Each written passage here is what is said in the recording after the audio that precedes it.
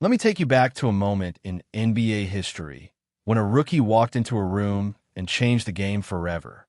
Picture this: the Boston Celtics bus, a long road trip ahead, and a rookie named Larry Bird, fresh out of Indiana State, standing in front of the veterans.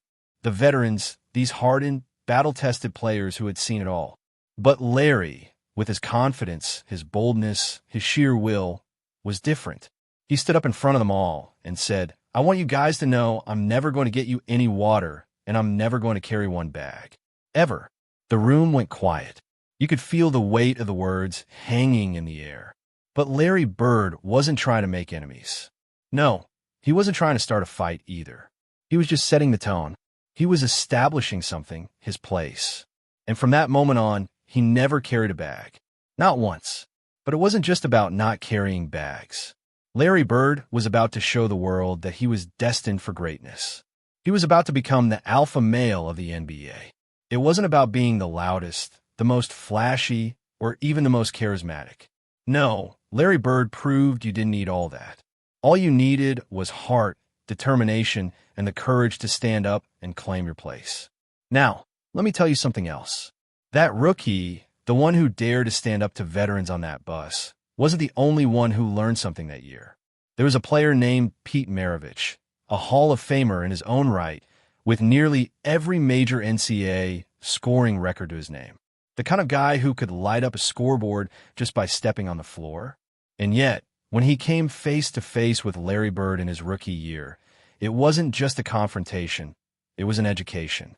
You see, one day, during a game, Pete, trying to be the voice of reason, told Larry to stop forcing bad shots when he was double-teamed. Larry, never one to back down, looked at Pete and said, "If you were any damn good, they wouldn't be double-teaming me." I can't even imagine what that must have felt like for Pete, a Hall of Famer who had never been spoken to like that. And you know what? Pete Maravich retired at the end of that season. And Larry Bird? He made the All-Star team. He had arrived. But let's rewind a bit. Before all of this, before Larry made the NBA his playground, there was college basketball, and there was Magic Johnson. In 1979, Larry Bird led Indiana State to an undefeated 33-0 record, a historic achievement. But the ultimate test awaited him: Magic Johnson and his Michigan State team in the NCAA title game. This game, this moment, was more than just a championship. It was destiny. Magic recalls their first meeting vividly. The summer before the title game, all the top college players were brought together for a special tournament, and Magic saw Larry for the first time. Magic had heard the hype, but watching Larry in action, that was something else. Larry was hitting shots, 30, 40 in a row. He was the real deal. Magic couldn't deny it. This guy could play. But little did Magic know that their rivalry, this bond between two of the greatest to ever play the game, would define the next decade. That first game they played, Magic and Larry exchanged buckets back and forth, taking each other to the limit. And yet, it wasn't the game in that tournament that would matter the most. It would be the national championship game, a game that would forever mark both of their careers. The game was a hard-fought battle, and Michigan State took control early, doubling down on Larry Bird, making sure he couldn't get a clean shot. Indiana State couldn't find an answer. It was Larry Bird's worst shooting night, and Magic Johnson and his Michigan State team took home the championship. And that loss? That loss haunted Larry Bird. It stayed with him, gnawing at him. But Larry was a man of resilience, a man who didn't let his failures define him. He took that pain with him to the NBA, and from the very first moment he stepped onto an NBA court, he made the entire league feel it. Larry Bird was a different kind of player. The NBA had never seen someone like him before. He didn't just play with skill. He played with an intensity that could be felt in every dribble, every shot, every pass. But it wasn't just his playing that set him apart. It was his trash talk, his attitude. His teammates? They were afraid of him. Opponents? They feared him. He could be ruthless. I'll tell you a story that perfectly illustrates what I'm talking about. During his rookie season, Larry was playing with Pete Maravich. Pete, despite being a Hall of Famer, was no match for Larry's sharp tongue. It was a simple moment. Pete passed the ball to Larry, who was double-teamed and forced up a tough shot. Pete, concerned, told Larry, "You can't force those kind of shots, man. They're double-teaming you." Larry, without missing a beat, looked at Pete and said, "If you were any damn good, they wouldn't be double-teaming me." That was Larry Bird. Always confident, always unapologetic. It didn't matter who you were. If you were on the court with him, you were fair game. Pete Maravich, humbled by Larry's words, walked away from the game, retiring at the end of that season. But what Larry had done was something far more significant. He had set the tone for his career. He wasn't just a player. He was a force. He was the alpha. He was the guy you had to reckon with. And then came his rookie year in the NBA. He led a Boston Celtics team that had been a shadow of its former self, winning only 29 games the year before to a remarkable 61-21 record.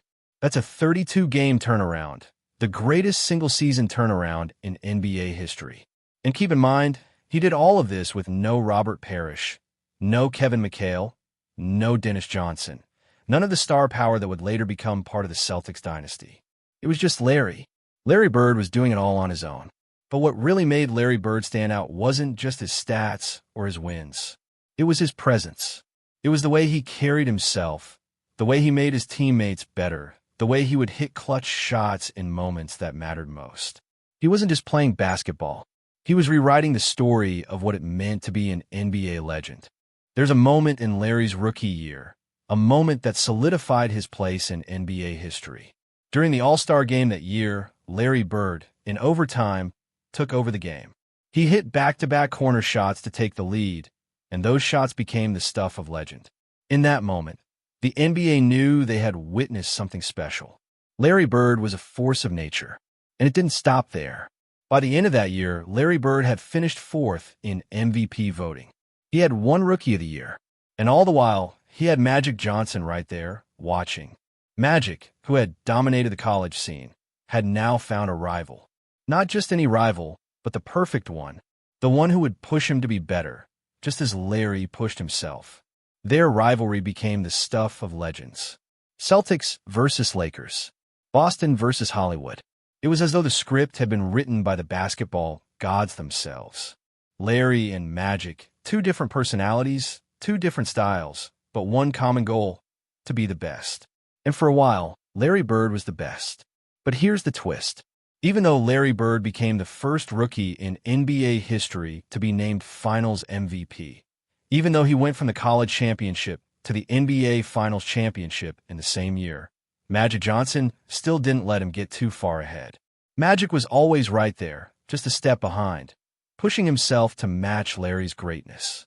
And as the years went on, Larry Bird and Magic Johnson would go on to dominate the NBA, creating a rivalry that would define an entire era. But make no mistake, Larry Bird was the first to set that bar. Larry Bird was the one who changed the game forever.